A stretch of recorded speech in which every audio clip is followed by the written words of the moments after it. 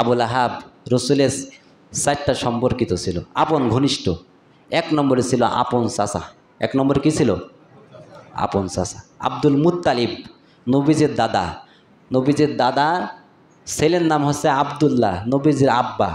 আরেক চাচা সেটা হলো আবু লাহাব, আপন চাচা 1 নম্বরে আত্মীয়। 2 নম্বরে রসুলের ঘনিষ্ঠ সম্পর্ক ছিল, সেটা হলো আপনার একই সাথে বাড়ি, নবীজির বাড়ি আর চাচা আবু লাহাবের বাড়ি একই সাথে, এখানে কোনো ফারাক নাই, শুধু মাঝখানে একটা দেওয়াল। এত ঘনিষ্ঠ সম্পর্ক, প্রতিবেশী, এত আপন প্রতিবেশী।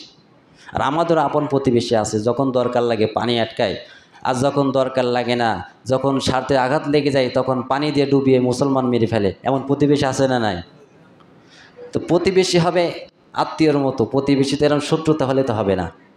তো 2 নম্বর গেল ঘনিষ্ঠ।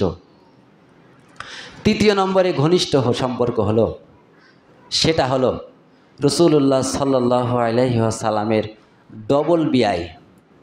কয়টা বিয়াই? ডবল বিয়াই, মানে আবু লাহাবের 2 সন্তান, নবীজির 2 মেয়ে বিবাহ হয়েছিল। জানেন এই ঘটনা? আবু লাহাবের ছেলে ছিল 3টা, উতবা, উতাইবা আর মাতা, এই 3টা। আর নবীজির মেয়ে ছিল 4টা, জয়নাব, উম্মে কুলসুম, রুকাইয়া আর ফাতেমা রাদিয়াল্লাহু তাআলা আনহা। 2টা ছেলে, উতবা আর উতাইবা, আর রসুলের 2টা মেয়ে, রুকাইয়া আর উম্মে কুলসুম। এই 2 মেয়ের সঙ্গে এই 2 ছেলের বিবাহ হয়েছিল। আচ্ছা বলেন, সম্পর্ক গাঢ় না ছোট, দূর না ঠেকো? চিন্তা করেছেন? যখন এই কালিমা দাওয়াত প্রচার করলে তখন আবু লাহাব বলছে, উতবা, উতাইবা তালাক দে, তালাক দে।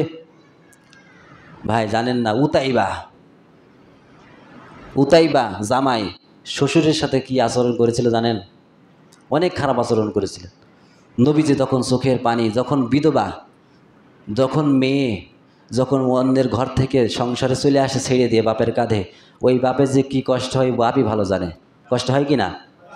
যখন বিধবা মেয়ে যখন ঘরে, তখন আল্লাহ রসুলের চোখ দিয়ে পানি পড়ে। তখন উতাইবা রসুলের সাথে খুবই খারাপ আচরণ করেছিলেন। তখন নবীজি বলছিলেন, আল্লাহ আমি এর জন্য দোয়া করলাম, যখন ওই সিরিয়ায় যাবে ব্যবসার জন্য, তখন একটা সিংহ এর পাশে লিলিয়ে দিও, যার হাতে তার মৃত্যু হয়। আল্লাহ তাআলা দোয়া কবুল করে নিয়েছিল। সম্মানিত উপস্থিতি, সিরিয়ায় গেলে ব্যবসার জন্য, তখন তার মৃত্যু হয়ে গেল। তাহলে এত ঘনিষ্ঠ সম্পর্ক আর আছে নাকি? ঘনিষ্ঠ, এত ঘনিষ্ঠ, তারপরেও যখনই বলছেন লা ইলাহা ইল্লাল্লাহ, তখনই বলছেন না, শুধু না বলে বসে থাকে নাই, বিরোধিতা করেছে, রক্ত ঝরাইয়েছে, জুলুম করেছেন, নির্যাতন করেছেন, নিপীড়ন করেছেন। আপনাদের কাছে আমার প্রশ্ন, বলেন নবীজির এত অত্যাচার, জুলুম, নিপীড়ন করার পরেও ইসলাম কি দবিয়ে রাখতে পেরেছিল?